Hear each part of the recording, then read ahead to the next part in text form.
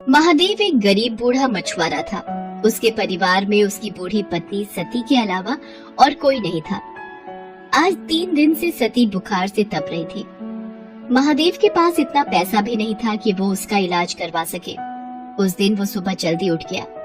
एक बार उसने सती के सिर पर हाथ रखा। उसे अभी भी बुखार था। उसने अपना मछली पकड़ने वाला जाल और बाल्टी उठाई और नदी पर मछली पकड़ने चल दिया। नदी के किनारे पहुंचकर उसने अपना जाल डाल दिया और मछली के फंसने का इंतजार करने लगा। वहाँ एक और मछुआरा छगन भी अपनी नाव पर बीच नदी में मछली मार रहा था। महादेव को देखकर छगन बोला, अरे बाबा, किनारे बैठने से बड़ी मछली नहीं मिलेगी। नदी के थोड़ा अंदर आओ तो हो सकता है कि कोई बड़ी मछली फंस जाए। नहीं बेटा, ना तो मेरे पास नाव है और न शरीर में ताकत जो मैं नदी में जाकर मछली पकड़ सकूं। अब सब कुछ भगवान के ऊपर है। उन्होंने चाहा तो मुझे बड़ी मछली जरूर मिलेगी। छगन ताने मारता हुआ बोला, तो फिर बैठे रहो घाट को पकड़ के। भगवान तुम्हारे लिए लाल परी मछली भेजेंगे। लाल परी एक बहुत ही नायाब मछली होती है जिसकी कीमत लाखों में होती है। ऐसी मछली किसी भाग्यवान को ही मिलती है। एक बार जिसे लाल परी मिल जाती है उसकी किस्मत ही चमक जाती है। खैर, महादेव ने छगन की बातों पर कोई ध्यान नहीं दिया और काफी देर इंतजार करने के बाद अपना जाल खींचा। उसका जाल भारी लग रहा था। लगता है कोई बड़ी मछली फंसी है। मगर जैसे ही उसने जाल बाहर खींचा, उसका सारा जोश ठंडा पड़ गया। जाल में मछली तो क्या, एक घोंघा भी नहीं फंसा था।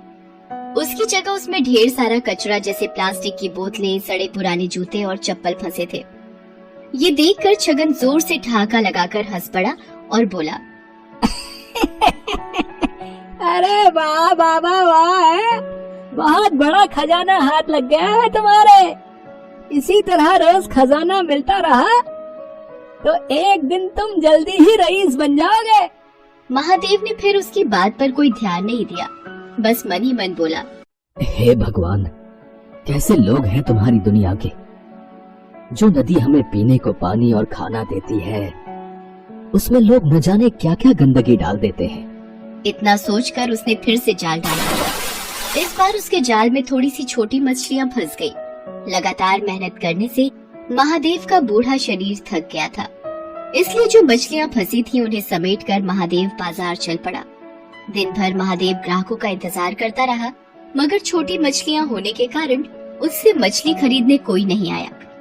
बाकी के मछुआरे बड़ी बड़ी मछलियां पकड़ कर लाए थे। उनकी सारी मछलियां देखते ही देखते बिक गई। हे भगवान, शाम होने को आई है। अब तो बाजार भी उठने लगा है। एक भी ग्राहक नहीं आया। सोचा था थोड़ा सा पैसा आ जाएगा तो सत्ती के लिए खाना और दवाइयाँ लेता जाऊंगा। बेचारी बुखार से तड़प रही है। अभी महादेव ये सोच ही रहा था कि वहाँ एक आदमी आया और उससे बोला, बाबा, ये मछलियाँ कितने की है? बेटा, ये है तो 200 रुपए की, मगर मैं तुम्हें 150 में दे दूंगा। 150 तो महंगा है। मैं तो इनके केवल 100 रुपए दे सकता हूँ। वैसे भी बाजार बंद होने वाला है। अब कोई तुम्हारी मछलियाँ खरीदने से तो रहा। इससे पहले कि ये सब सड़ जाए, इन्हें तुम मुझे 100 रुपए में दे दो। मरता क्या न करता। आखिर महादेव को 100 रुपयों में उसे सारी मछलियाँ देनी पड़ी। बाजार भी तब तक उठ चुका था। महादेव ने अपनी दुकान समेटी और वहाँ से घर चल दिया। अभी वो बाजार से निकल भी नहीं पाया था कि उसके कानों में एक आवाज आई, बाबा, इस कंगले की भी सुनते जाना।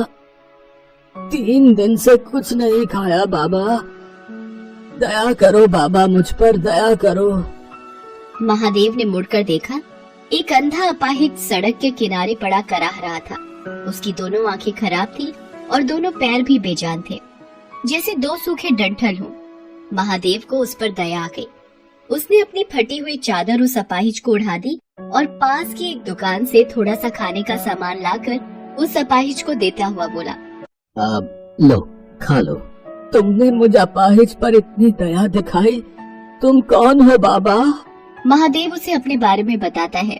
तब अपाहिज अपनी झोली से कुछ दाने निकालकर उसे देते हुए कहता है, तुमने बिना किसी स्वार्थ के कंगले की मदद की है बाबा। भगवान तुम्हें इसका फल जरूर देगा। लो ये दाने रख लो।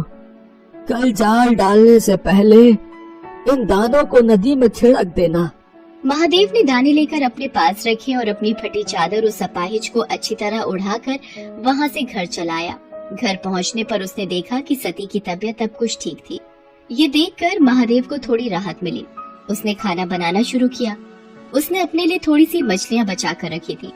उन मछलियों के साथ उसने आज खरीदे हुए थोड़े से चावल और आलू बनाए और सती को खिलाया। सती को खिलाकर सुलाने के बाद जैसे ही वो खाने बैठा, तभी वहाँ गांव का कुत्ता कालू आ गया। कालू को देखते ही महादेव के चेहरे पर मुस्कान तैर गई। वो कालू को पुचकारते हुए बोला, क्यों कालू बेटा, भूख लगी है? ठहर, अभी तुझे खाना देता हूँ। इसके बाद महादेव ने अपने बचे हुए खाने में से एक हिस्सा कालू के सामने डाल दिया। एक अरसे से महादेव ऐसा ही करता रहा था। वो जब भी खाने बैठता तब कालू वहाँ आता और महादेव कालू के साथ मिलावट कर खाना खाता। खाना खाकर कालू वहाँ से चला गया और महादेव भी भगवान का नाम लेकर सो गया। अगली सुबह वो फिर अपना जाल लेकर मछली पकड़ने चल दिया। नदी किनारे पहुंचकर उसे उन दानों की याद आई जो कल अपाहिज ने उसे दिए थे। उसने उन दानों को नदी में बिखेर दिया और फिर वहाँ अपना जाल डाल दिया। अभी थोड़ी ही देर हुए थे कि अचानक लगा जैसे जाल में कोई भारी चीज फंसी है। महादेव जाल को खींचने लगा, मगर बूढ़ा होने के कारण उससे जाल खींचा नहीं जा रहा था। जैसे तैसे काफी देर की मेहनत के बाद उसने जाल बाहर निकाला। जाल को देखते ही उसकी आंखें चौंधी आ गई। जाल में एक बड़ी सी लाल परी मछली फंसी थी। छगन मछुआरा भी ये सब देख रहा था। लाल परी को देखते ही उसकी आंखें आश्चर्य से फट पड़ी। उसने मन ही मन सोचा, अरे बाप रे, इतनी बड़ी लाल परी! अगर ये मुझे मिल जाए तो हफ्ते भर की कमाई एक ही दिन में हो जाए। इस बुढ़े से किसी भी तरह ये मछली छीन लेनी चाहिए। उधर छगन की दुष्टता से अनजान महादेव किसी तरह उस मछली को उठाकर वहाँ से जा रहा था। तभी उसे एक तेज धक्का लगा और वो बुरी तरह जमीन पर गिर पड़ा। मछली भी उसके हाथ से छूट गई। उसे छगन ने धक्का दिया था। उसके गिरते ही छगन तेजी से लाल परी को उठाकर भागा। महादेव चिल्लाया, अरे अरे चोर चोर, पकड़ो पकड़ो, वो मेरी मछली लेकर भागा जा रहा है, कोई पकड़ो उसे। मगर वहाँ कोई भी नहीं था जो महादेव की पुकार सुनता। लेकिन अगले ही पल ना जाने कालू वहाँ कैसे आ गया और भागते हुए छगन पर टूट पड़ा। उसने कई जगह छगन को काट खाया। छगन दर्द से चिल्ला उठा। उसका चिल्लाना सुनकर आसपास के रहने वाले लोग वहाँ भागे आए। इतने सारे लोगों के सामने अपनी पोल खुलने के डर से छगन लाल परी को वहीं छोड़कर भाग गया। तब तक महादेव भी वहाँ पहुँच गया। लोगों ने उस मछली को महादेव को सौंप दिया। मछली बहुत बड़ी है, इसे काट कर इसका थोड़ा सा हिस्सा मैं अपने लिए भी रख लूं तो भी बाकी हिस्सों की बाजार में अच्छी कीमत मिल जाएगी मुझे।